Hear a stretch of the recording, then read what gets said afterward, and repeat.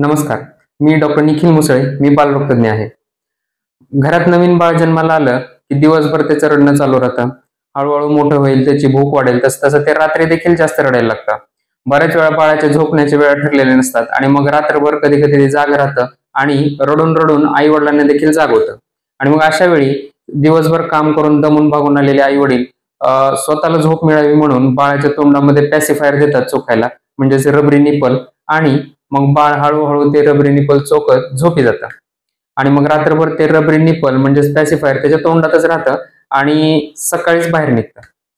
आणि मग आई वडिलांना अशी सवय लागते की दिवसा असो किंवा रात्री बाळ जास्त रडायला लागले की ते पॅसिफायर बाळाला चोखायला देतात आणि मग बाळाला शांत करतात. पण ही सवय तुमच्या बाळाला धोकादायक ठरू शकते.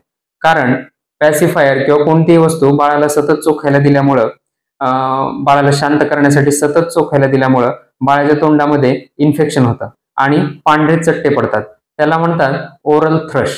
या ओरल थ्रशमुळे बाळाचा घसा, जीभ, टाळू सगळ्यांवर सूज येते आणि बाळाला गिळायला त्रास होतो. आणि मग हळूहळू आईच्या अंगावर पिणं देखील बाळाला अवघड होतं. आणि मग बाळ प्यायचं बंद करून देतं आणि फक्त किरकिर करायला लागतं घसा दुखल्यामुळं. पण बाळ फक्त रडतच राहतं आणि आई वडिलांना कळत नाही की ते का रडते. पण ऍक्च्युली ते सतत पॅसिफायर चोखल्यामुळे त्याच्या तोंडामध्ये इन्फेक्शन म्हणजेच ओरल थ्रश आलेला असतो.